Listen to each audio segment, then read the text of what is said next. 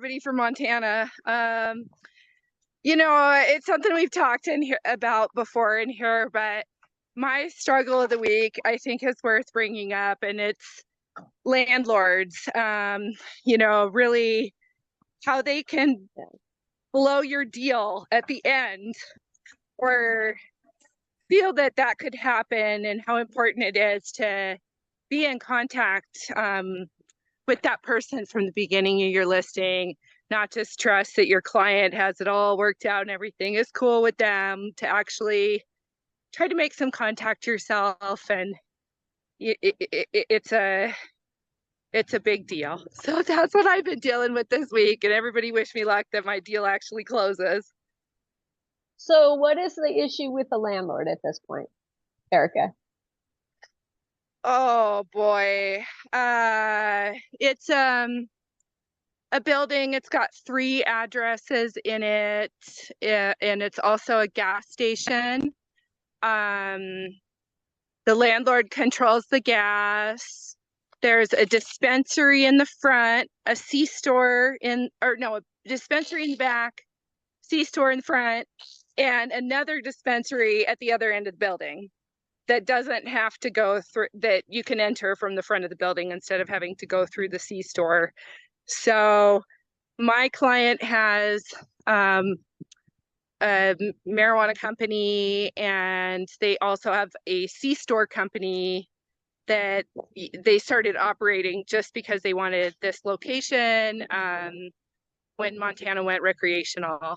So now, and they had a lease where the amount continuously went up, but the landlord was like, hey, you guys really aren't making the millions of dollars we all predicted for recreational, and I'm just going to give you a break and let this rent stay at $2,500 instead of going up to $5,500.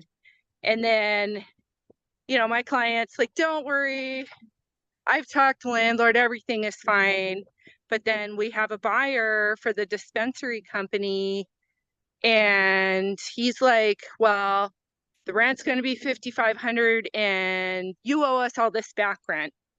And then my client's lawyer said, oh, no, we don't. And if you blow our deal, I'm going to sue you. And so there's some hostility. They backed off at the back rent because she's a toughie for sure. But, it's been messy. It's been hard to introduce the people. The landlord's got his manager that he wants in the front, and he likes to just be a ghost, but we're trying to get him to meet the buyer because the buyer doesn't want to sign the PSA until he's actually at least spoken to the guy once, So it's turned into a big thing at the end. It's supposed to close on Friday. Definitely my hope is waning.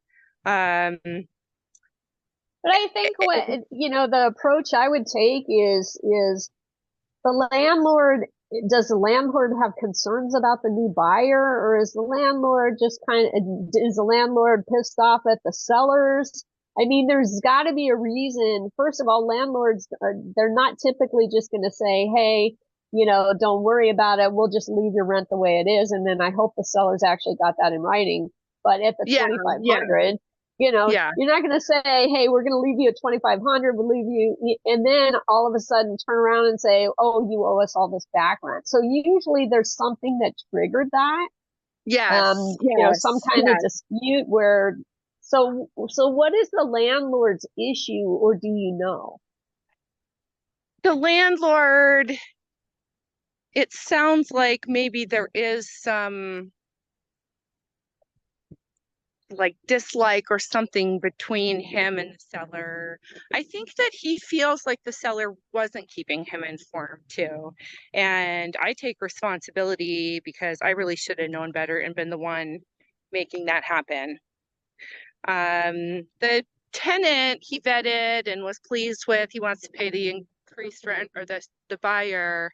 But the buyer is interested in buying both businesses so he can move his dispensary to the front.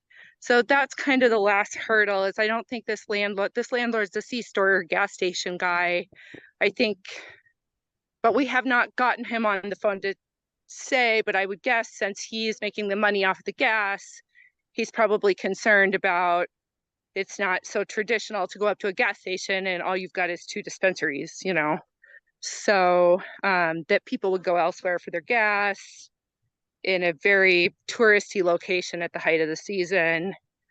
No, I mean, you definitely need a C-store.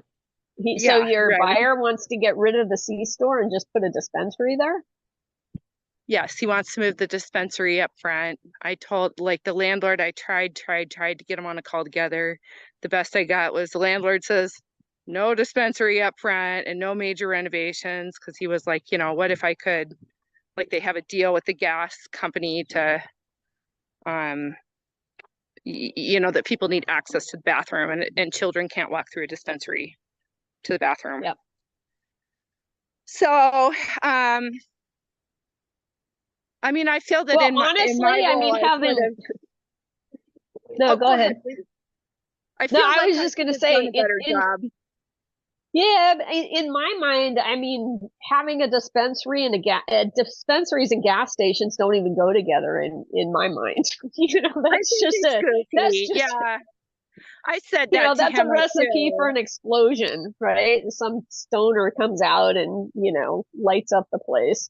So I Yeah, don't I know. hadn't even thought about it like that. And it actually is like, I mean, it's kind of cute and cozy the way it is now. Like it's a sweet little C-store.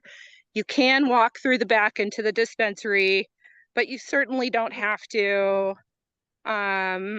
It works. So I agree. I think, and I told him, the buyer, that, and the buyer is also um presenting himself as unrepresented, but saying, oh yeah, I get some legal advice in the back, but won't tell us who his lawyer is. So that's kind of annoying our wonderful lawyer on the seller side. But it just I think the more you communicate, the better. And I think that that's part of the problem. And I remember way back when you started your meetings, like saying how important it is, this landlord and what they can do to one of these business sales, because you don't want to have to Yeah. spend all this money on your lawyer to fight it out with a landlord. You don't want to go into a situation where your landlord's hostile, in any kind of way. So that's what I've Yeah. been working on this week. No, I've got a landlord issue too. I think, we're getting it resolved, but it's complicated more so because it's a business in Virginia. There's actually 2 locations, so we're dealing with 2 different landlords. I'm not licensed. Well, in Virginia, you don't have to have a license to sell a business, so I can sell the business there, but I'm not licensed to sell real estate, so I can't be involved in the lease assignments. The seller had somebody else that helped him with the leases that I thought was an attorney. Turns out the guy's a consultant. I don't think he's licensed either, but that's not my issue. So now and the buyer is from Mongolia looking for an E2 visa. So on the buyer side, we have a business attorney, an immigration attorney, the buyer herself, and her brother, who is going to operate the business for her after we close until her E2 visa comes in, and then she's moving to the US. Then on the seller side, we have the seller, his consultants, then we have a closing attorney, and me, and I'm limited in what I can do. And so, yeah, so it's been really interesting because the landlord didn't feel like the buyer was qualified because all the bank statements and everything had to be converted from Mongolian, to US dollars to show that she had sufficient capital. And the landlords initially were saying, well, we don't think she's financially qualified. And it's like, well, yeah, actually she is. So it's been really interesting. We're saying, so we've got one of them that's approved and the other one we're still, then there's, of course, property management company. You can't even get to the owners of the 2 locations. You're dealing with the property management companies, and there's just way too many cooks in the kitchen on this. So communication is getting interesting. And But yeah, landlords. I mean, it delayed our closing, but we're supposed to close now on, we extended it to the 19th. So we're supposed to close on the 19th. So we'll see. I think we'll do it. I think we'll do it. But I have to say, we did have to get creative. So one of the ways we got creative was we said, okay, the buyer does not have any credit. So, they wanted to run her credit. She doesn't have a social security number yet or anything else because she's not US yet. So we had her complete a financial statement. She owns like 10 businesses in Mongolia.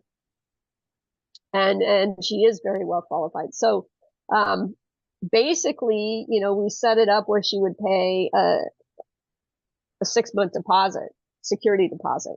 6 months. And then, so she'd pay 6-month security deposit up front. And then after the first year, a month will be applied to her rent. And then after the second year, another couple of months will be applied to the rent. And then after the third year, another couple of months, or 1 or 2 more. So they'll end up holding 1 or 2 months at the end through the duration of the lease, the way a normal lease would work. Usually it's either 1 month or 2 months of security deposit. But in this case, she was willing to go ahead and put up 6 months in order to appease the landlord, because the landlord's saying, well, you're a flight risk. You don't have credit here. What if you just turn around and bail? Like, she's paying a lot of money cash for the business. So she's not going to turn around and bail, but nonetheless. So we'll get it done. But you do have to be creative sometimes with the landlords, because, and that's where I usually it's like, what is your concern and how can we best address it? And if their concern is that the buyer is not financially qualified, then a lot of times you can increase the security deposit, but make it make sure that any increased security deposit ends up being applied to the rent down the road, so that the new tenant, the buyer as tenant, has the ability to establish that they're paying the rent on time every month and all of that, and the landlord gets a sense of who they are.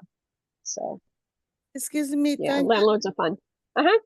Does your buyer need to have the visa approval before she closing her escrow? No. Oh. So the way she's doing it, and her immigration attorney, is they want to close on the business. Her brother's going to operate it for her. But the fact that she closes on the business, that the leases are in her name, she has the settlements, the closing statement showing that she had made the investment already, Yes. that increases the probability of her E2 visa being issued, I guess. But if her visa denied, she still own the business, just in case. Yes. Oh. Yeah. And her brother, I guess, would continue to run it. Okay. Thank you. And she would reapply or whatever. But I don't think, No, about the issue. yeah, I don't think it'll be denied. I think she'll be fine. Okay. Thank you.